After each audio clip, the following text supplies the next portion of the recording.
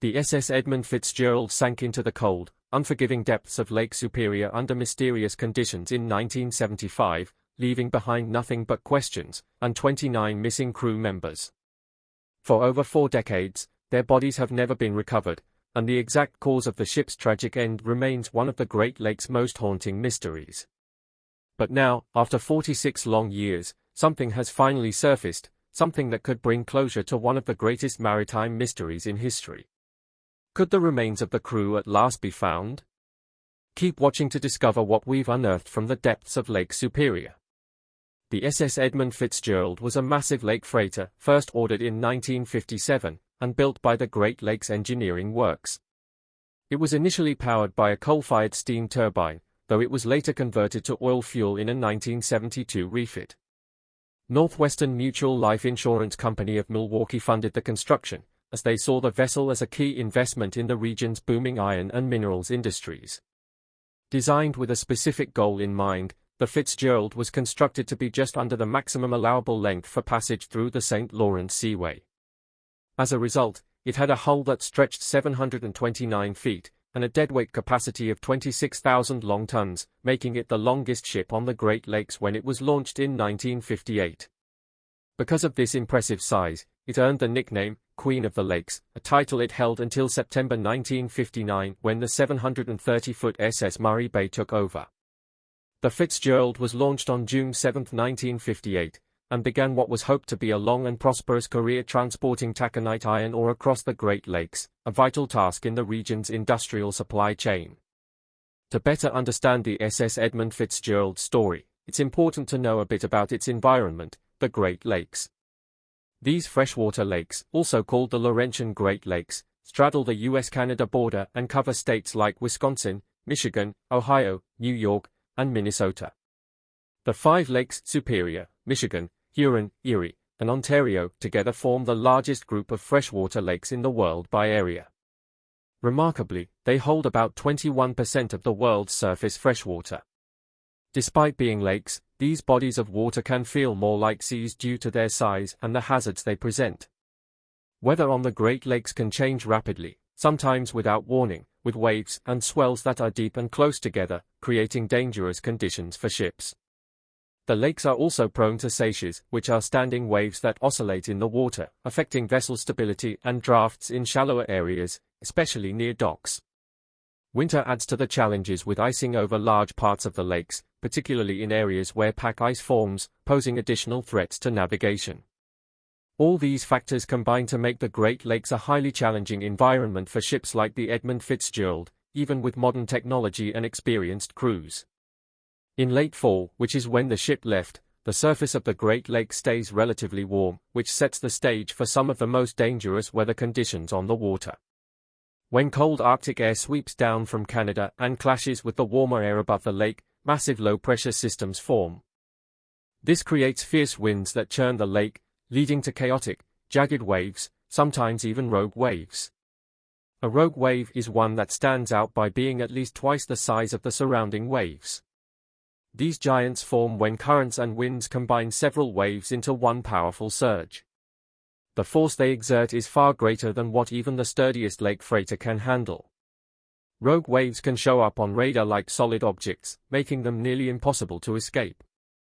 Despite our understanding of how they form, predicting them remains beyond our capabilities. They often appear without warning in areas where they shouldn't even exist. Sometimes, they come as a set of 3, known as the Three Sisters. The winds that fuel these deadly waves have earned a nickname among sailors, the Witch of November. So, some could say, the odds were stacked against the ship from the very start. The SS Edmund Fitzgerald's final voyage began when it left Superior, Wisconsin, on the afternoon of November 9, 1975, under the command of Captain Ernest M. McSorley. It was carrying 26,116 long tons of taconite ore pellets, headed for the steel mill on Zug Island, near Detroit.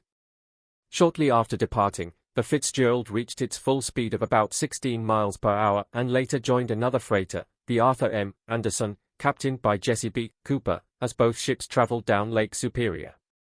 The weather forecast, typical for November, called for a storm to pass just south of Lake Superior by the next morning. Meanwhile, Captain Dudley Paquette of another ship, the Wilfred Sykes, predicted a more severe storm directly crossing Lake Superior. Paquette chose a route that hugged the north shore of the lake, seeking shelter from the storm, while the Fitzgerald and Anderson continued along the regular route. By evening, the National Weather Service upgraded its forecast, issuing gale warnings for the entire lake. By 1 a.m. on November 10, the Fitzgerald encountered strong winds and 10-foot-high waves.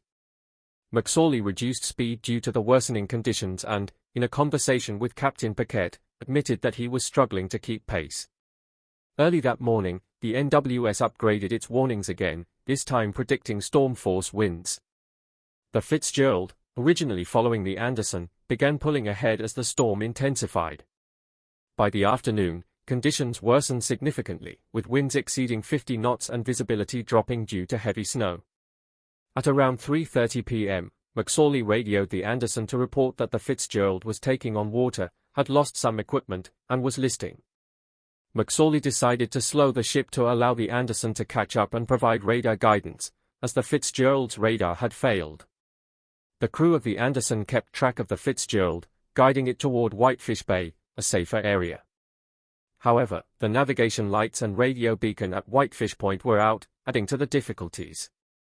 By late afternoon, the storm had escalated further, with winds over 50 knots and waves up to 25 feet.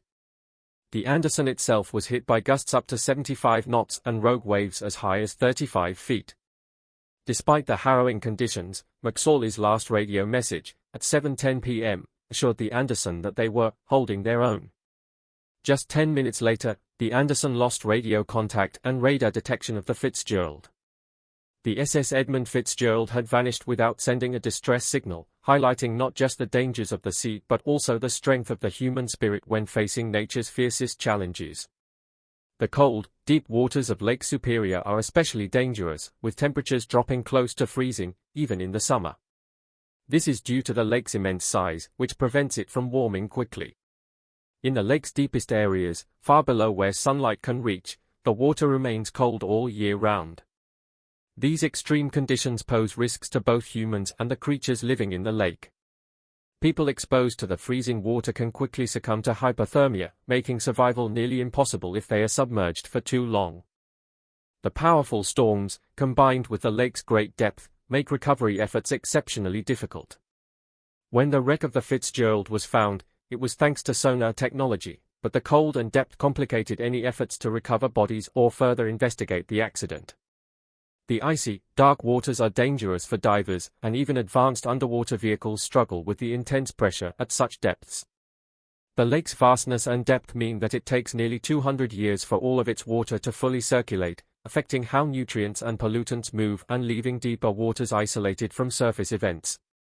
The lake's bottom remains a mysterious, cold region, potentially hiding unknown creatures or features. It has long played a crucial role in human history, from serving as a travel route for Native Americans to becoming an essential commercial shipping pathway for European explorers. Experts believe the storm during the Fitzgerald's sinking may have trapped the crew inside, with the ship's bow deeply embedded in the lake bed, preventing escape. Other theories suggest that freezing temperatures and strong currents may have carried the crew's bodies away, with their remains lost forever in the wreckage. The lake's challenging environment, combined with its depth and treacherous conditions, means recovery of remains is almost impossible. The lake has claimed many ships over the years, each with its own tragic story. The sinking of the SS Edmund Fitzgerald serves as a chilling reminder of how unpredictable and deadly the Great Lakes can be. The cold, dark waters seem to hold onto their secrets, refusing to let go of the souls lost in its depths.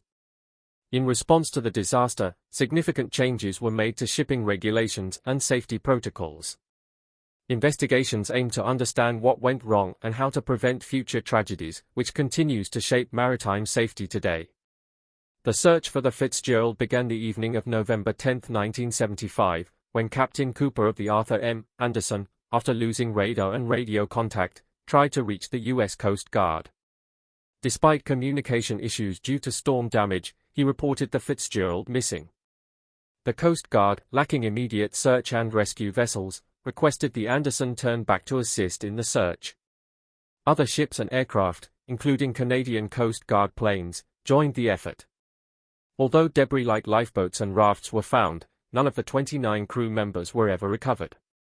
The wreckage of the Fitzgerald was first discovered on November 14, 1975, by a U.S. Navy aircraft using magnetic anomaly detection. The ship was located 15 miles west of Deadman's Cove, Ontario, resting at a depth of 530 feet. A sonar survey later confirmed the ship had broken apart. Further underwater surveys in 1976 and 1980 revealed that the ship lay in two large pieces, with the bow upright in the mud and the stern section overturned. The taconite or cargo was scattered across the lake floor, a somber reminder of the ship's final voyage. The son of the legendary Jacques Cousteau, Jean-Michel Cousteau, led the first manned submersible dive to the wreck. Although his team didn't reach a final conclusion, they speculated that the ship had broken apart on the surface. But what if this wasn't just another shipwreck? What if something much more dramatic caused the ship's sudden disappearance beneath the waves? A significant expedition took place in 1989, organized by the Michigan Sea Grant Program, with the goal of recording 3D video footage of the wreck for educational purposes and documentaries. Using advanced technology like the mini rover ROV, equipped with stereoscopic cameras, they captured hours of video footage. This footage was later used by the Great Lakes Shipwreck Historical Society and the National Geographic Society in documentaries, though experts still could not determine the exact cause of the sinking. On July 4, 1995, Canadian Dr. Joseph McInnes led another expedition to find the wreck. Known for his deep-sea explorations, Dr. McInnes's team used sonar technology and underwater vehicles to locate the ship about 530 feet underwater, 17 miles northwest of Whitefish Bay, Michigan. As they explored the wreck, they made a chilling discovery: the bodies of the crew were still intact, preserved by the cold water. Some crew members were still in their uniforms, sitting in the dining area or lying in their bunks, while others were found on the deck. The freezing temperatures and low oxygen levels had slowed decay, keeping the bodies well preserved. This discovery offered long-awaited answers for the grieving families who had spent 20 years wondering about their loved ones' fate. The explorers meticulously documented everything they found, ensuring the bodies were left undisturbed out of respect for the deceased and their families. However, this discovery reignited old questions about how the ship had sunk. Investigators revisited theories such as structural failure or a massive wave causing the disaster. The news of the discovery sparked renewed public interest, leading to documentaries, books, and articles offering fresh perspectives on the tragedy. The find made headlines nationwide, providing some peace for the families of the crew. Knowing the final resting place of their loved ones brought a sense of closure. This discovery also reminded the world of the risks sailors face on the Great Lakes, prompting calls for improved safety measures in the shipping industry.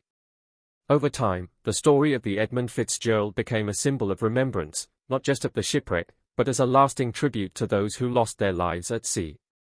It inspired numerous books, documentaries, and even movies, preserving the legacy of the ship and its crew.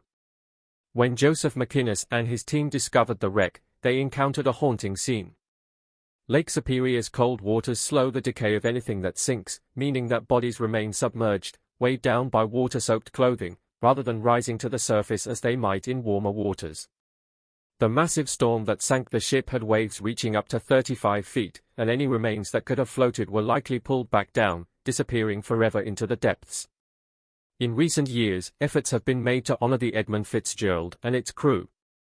A monument stands in Whitefish Bay, Michigan, and an annual ceremony is held to remember the lost sailors, including wreath-laying and a moment of silence. The tragedy has also been immortalized in Gordon Lightfoot's famous Canadian folk song, The Wreck of the Edmund Fitzgerald *, and in many books and documentaries that continue to explore the mystery. The loss of the ship and its crew remains a tragic and mysterious chapter in history. No bodies were ever recovered, and the strong currents and deep waters of Lake Superior continue to obscure the full story of what happened. The sinking of the Edmund Fitzgerald is one of the Great Lakes' most enduring mysteries, with severe weather playing a major role. However, the exact cause of the ship's demise remains a topic of debate. In 2005, the National Oceanic and Atmospheric Administration, NOAA, and the National Weather Service, NWS, ran a computer simulation of the weather conditions leading to the sinking. The simulation showed two areas of high-speed wind over Lake Superior, with one reaching over 49 miles per hour and the other over 46 miles per hour. By 7 p.m. on November 10, waves in the area averaged 19 feet, with some reaching up to 46 feet, causing the Edmund Fitzgerald to roll heavily. Wind speeds of nearly 70 miles per hour, with gusts up to 86 miles per hour, were recorded around the time the ship sank. Such extreme conditions could easily have overwhelmed the vessel, leading to its tragic end. The *** rogue wave hypothesis ** suggests that rogue waves, particularly the Three Sisters phenomenon, may have caused the sinking of the Edmund Fitzgerald.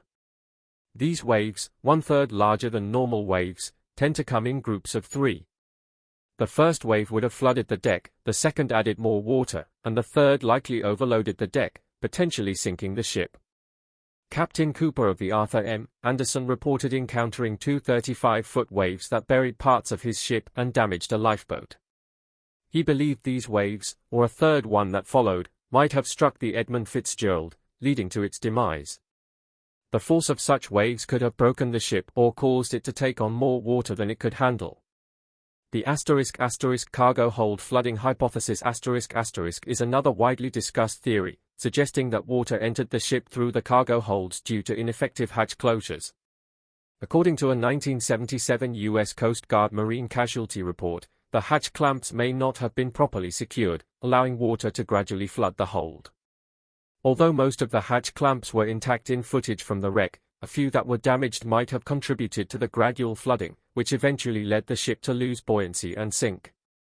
The ** shoaling hypothesis **, supported by the Lake Carriers Association, posits that the Edmund Fitzgerald may have run aground on an uncharted shoal near 6 Fathom Shoal. A Canadian hydrographic survey found that the shoal extended farther east than initially charted. It is believed the ship could have unknowingly struck this shoal, causing damage to the fence rail as reported by Captain McSorley. However, searches in the shoal area found no evidence of recent grounding. The ** structural failure hypothesis ** suggests that the Edmund Fitzgerald's hull may have been compromised due to the ship's design. Former crew members had reported that the ship bent and sprung during storms. The ship's hull, made of welded joints rather than riveted ones, might have been more prone to stress fractures, especially given the ship's length. This could have caused the ship to break apart on the surface, similar to other ore carriers like the Carl D. Bradley and Daniel J. Morrill, which split in two during storms. Another theory, the ** topside damage hypothesis ** involves possible damage to the ship's deck. The U.S. Coast Guard speculated that something might have broken loose on the deck, damaging vents and the fence rail, allowing water to flood the ballast tanks. Maritime historian Mark Thompson believed that Captain McSorley may not have been fully aware of the extent of the damage from the pilot house, allowing water to enter the cargo hold unnoticed, ultimately sinking the ship. ** contributing factors ** The Edmund Fitzgerald set sail based on a National Weather Service forecast predicting a storm passing south of Lake Superior. However, Captain Paquette of the Wilfred Sykes believed the storm would cross over eastern Lake Superior and chose a safer route, while the Edmund Fitzgerald and Arthur M. Anderson took the regular route, leading them directly into the storm. A 2005 NOAA simulation later confirmed that the Edmund Fitzgerald was in the worst possible location when the storm hit, with wind speeds exceeding 70 miles per hour. The ship may have also faced outdated navigational risks. US and Canadian navigational charts from 1916 and 1919 were found to be inaccurate, and the shoal that may have caused damage to the ship extended farther east than indicated. Another contributing factor was the ship's lack of watertight bulkheads in the cargo hold, which could have prevented widespread flooding. Additionally, the ship lacked a fathometer which would have helped measure water depth, and relied on the Arthur M. Anderson for navigation. Increased load line changes and maintenance issues also likely played a role in the tragedy. The U.S. Coast Guard had approved several increases in the ship's load line, reducing the freeboard, or the height between the waterline and the deck, making the ship more vulnerable to 35-foot waves during the storm. Furthermore, the ship's hull had been patched multiple times, and previous grounding incidents may have caused undetected structural damage. All these factors, combined with extreme weather conditions, contributed to the ship's tragic sinking.